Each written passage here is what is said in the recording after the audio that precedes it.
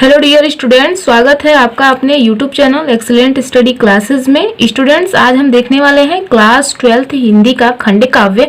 तो इस वीडियो में हम आलोक वृत्त खंड काव्य के द्वितीय सर्ग को देखेंगे।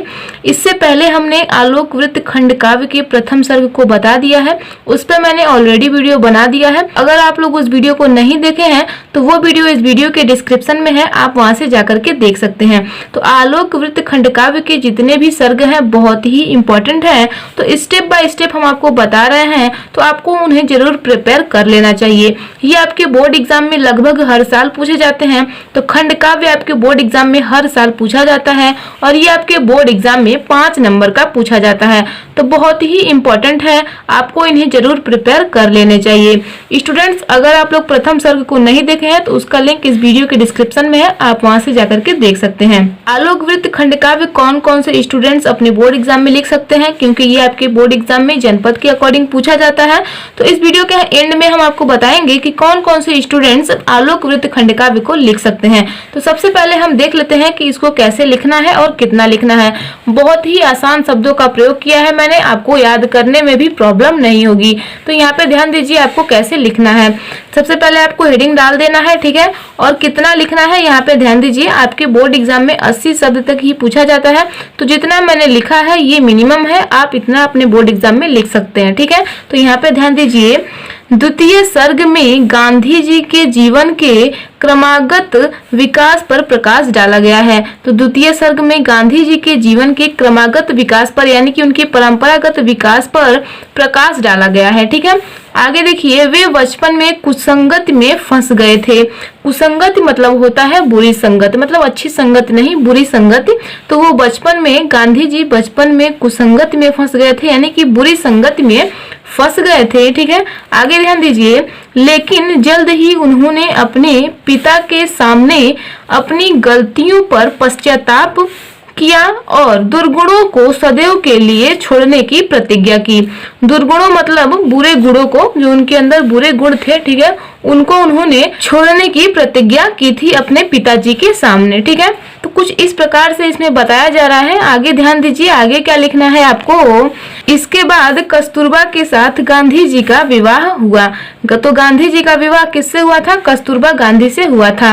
ये इंपॉर्टेंट क्वेश्चन भी है, अगर आपके बोर्ड एग्जाम में ऑब्जेक्टिव क्वेश्चन में देखने को मिल जाए कि गांधी जी का विवाह किससे हुआ था, तो कस्तूरबा गांधी से हुआ था, ठीक है। तो इसे आप लोग ध्यान रखिएगा, काफी इंपॉर्टेंट क्वेश्चन है, आगे चल के भी आपके एग्जामों में पूछा जा सकता है। तो यहाँ पे ध्यान दीजिए, इसके कुछ समय बाद उनके पिता का देहांत हो गया। किनके पिता का? गांधी जी के, ठीक है। तो गांधी जी के पिता का देहांत हो गया। जैसे ही कस्तूरबा से उनकी शादी हुई, उसके कुछ समय बाद जो है उनके पिताजी का, यानी कि गांधी जी के पिताजी का देहांत हो गया, उनकी मृत्यु हो गई, ठीक है।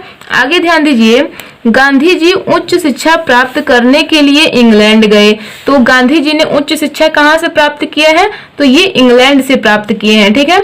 आगे ध्यान दीजिए, वहां से ये बैरिस्टर बनकर भारत लौटे। तो गांधी जी इंग्लैंड से उच्च शिक्षा प्राप्त करके भारत में बैरिस्टर बनकर के लौटे थे, ठीक है।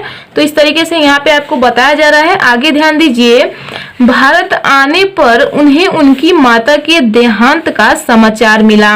तो वहां पे जब भारत में वो इंग्लैंड से बैरिस्टर बनकर के लौटे गांधी जी, तो उनकी माता का देहांत हो गया, यानी कि उनकी माता का मृत्यु हो गया।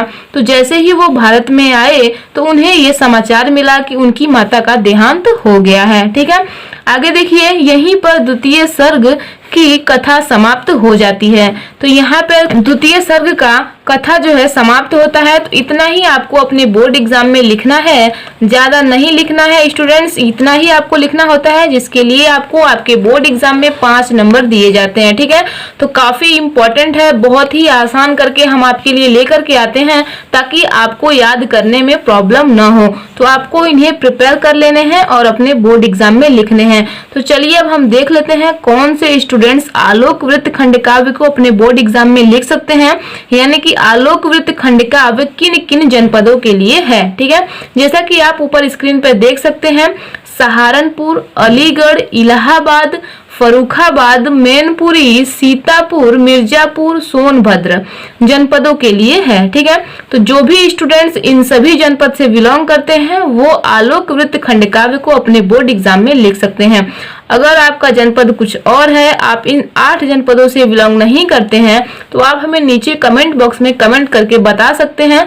हम आपको बहुत ही जल्द वीडियो प्रोवाइड करने की कोशिश करेंगे।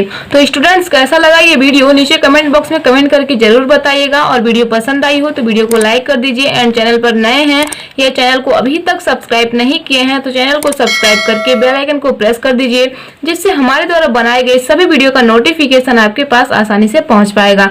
तो करते रहिए अपनी तैयारी बेहतरीन तरीके से। हम मिलते हैं नेक्स्ट वीडियो में नेक्स्ट टॉपिक के साथ। तो आज के लिए इतना ही। जय हिंद, जय भारत।